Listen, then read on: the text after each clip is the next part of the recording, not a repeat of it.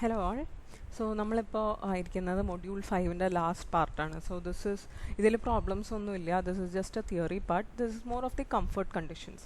അപ്പോൾ next module number 6 നമ്മൾ actually ഒരു എയർ കണ്ടീഷനിങ് സിസ്റ്റം, അതായത് സമ്മർ സീസണിലേക്കുള്ള എയർ കണ്ടീഷനിങ് ആണോ വിൻ്ററിലേക്കുള്ള എയർ കണ്ടീഷനിങ് ആണോ എന്നൊക്കെ നോക്കി നമ്മൾ ആക്ച്വലി ഡിസൈൻ ചെയ്യും പല കാര്യങ്ങളും.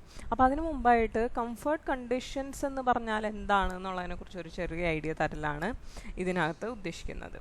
So what are the factors that affect human comfort? ഇപ്പോൾ നിങ്ങൾക്ക് തന്നെ ആലോചിച്ചാൽ അറിയാം എന്തൊക്കെയാണ് ഹ്യൂമൻ കംഫർട്ടിനെ എഫക്റ്റ് ചെയ്യുന്ന കാര്യങ്ങൾ. There is something called effective temperature.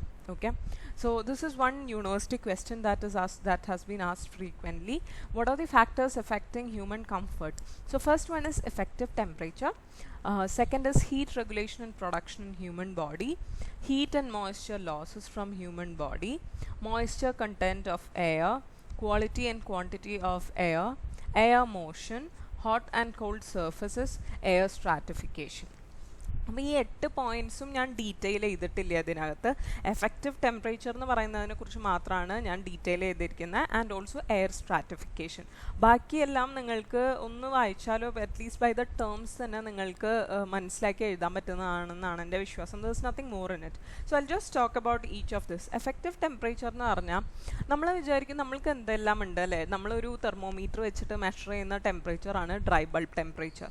പക്ഷെ ആ ഒരു ഡ്രൈ ബൾബ് ടെമ്പറേച്ചർ മാത്രമാണോ നമ്മളുടെ കംഫർട്ട്? അത് ഇപ്പോൾ നമ്മൾ പറയും 16 ഡിഗ്രി. ഇപ്പം നമ്മൾ മൂന്നാറൊക്കെ പോവുകയാണെങ്കിൽ അല്ലെങ്കിൽ ഊട്ടി അവിടെയൊക്കെ പോകുമ്പോൾ ചിലപ്പോൾ ഒരു 15, 16, 20 ബിലോ ആയിരിക്കും ടെമ്പറേച്ചർ. അതുകൊണ്ട് മാത്രം നമ്മൾക്ക് കംഫർട്ടബിൾ ആവണം എന്നുണ്ടോ? അല്ലേ? അതല്ല, വേറെ പല കാര്യങ്ങളുണ്ട് അതിനകത്ത്. അവിടെ ഭയങ്കര കോൾഡ്, ഊട്ടിയിലൊന്നും അങ്ങനെ സംഭവിക്കേണ്ട ആവശ്യമില്ല, എന്നാലും ഭയങ്കര കോൾഡ് വിൻഡാണെന്ന് വിചാരിക്കും. എയർ മോഷനെ കുറിച്ചാണ് അവിടെ പറയുന്നത്. അപ്പോൾ ഈ ഒരു ടെമ്പറേച്ചർ കൊണ്ട് മാത്രം നമ്മൾക്ക് ഒരിക്കലും എന്ത് പറയാൻ പറ്റില്ല, എന്താണ് നമ്മളുടെ കംഫർട്ട് കണ്ടീഷൻ എന്ന് പറയാൻ പറ്റില്ല. സോ കംഫർട്ട് കണ്ടീഷൻ എന്ന് പറയുന്നത് കുറേ ഫാക്ടേഴ്സിനെ ഡിപ്പെൻഡ് ചെയ്യുന്നുണ്ട് അല്ലേ.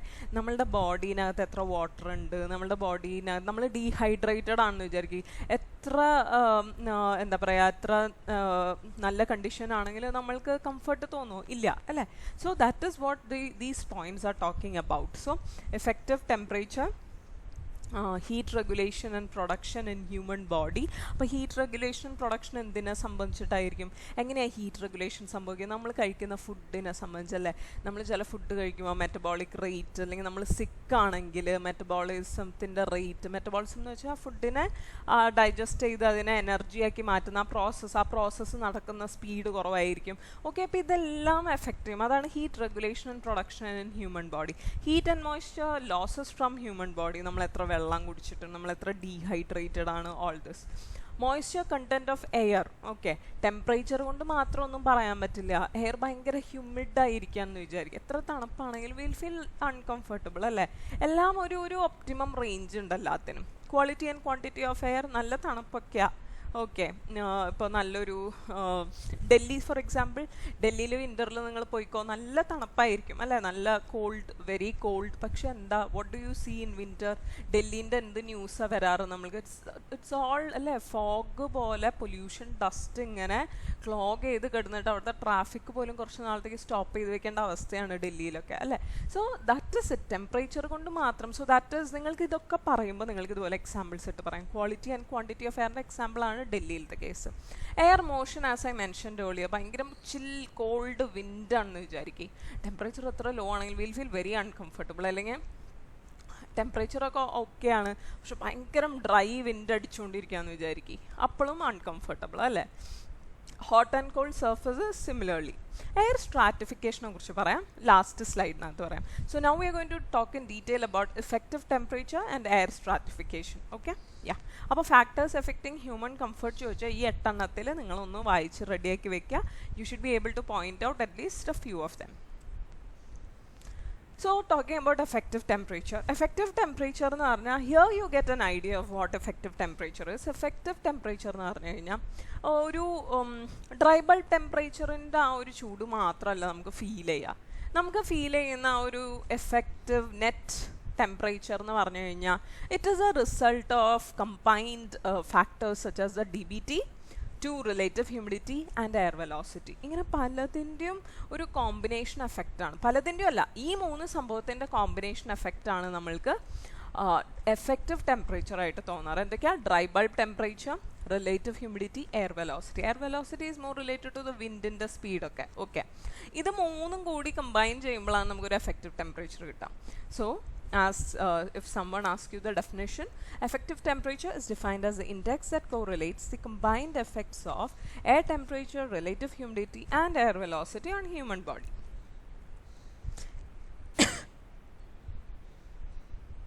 So next is talking about the comfort chart. Comfort chart എന്ന് പറയുന്നത് നിങ്ങൾക്ക് പലപ്പോഴും ക്വസ്റ്റ്യൻ ആയിട്ട് വരാറുള്ളതാണ്. എന്താണ് ഈ കംഫർട്ട് ചാർട്ട് എന്ന് പറയുന്നത്?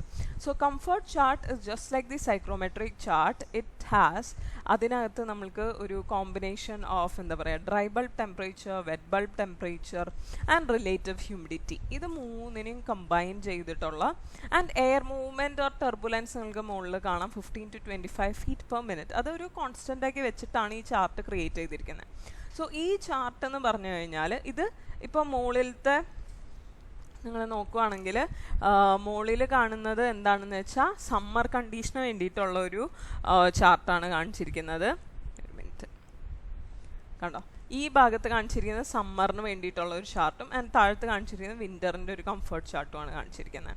സോ ഇതിനകത്ത് നിങ്ങളിപ്പോൾ കംഫർട്ട് ചാർട്ടിനെ കുറിച്ച് പറയുകയാണെങ്കിൽ, comfort chart is A tool that helps operators determine how well air handling equipment is providing thermal comfort. അപ്പോൾ നിങ്ങൾക്ക് ഒരു ബിൽഡിങ്ങിൽ നിങ്ങൾ കംഫർട്ടും എല്ലാം സെറ്റ് ചെയ്തിട്ട് അവിടുത്തെ ഡ്രൈ ബൾബ് ടെമ്പറേച്ചറും വെറ്റ് ബൾബ് ടെമ്പറേച്ചറും മെഷർ ചെയ്ത് നോക്കുക, റിലേറ്റീവ് ഹ്യൂമിഡിറ്റിയും, അതിന് ഈ ചാർട്ടിനകത്ത് പോയിന്റ് ചെയ്യുക.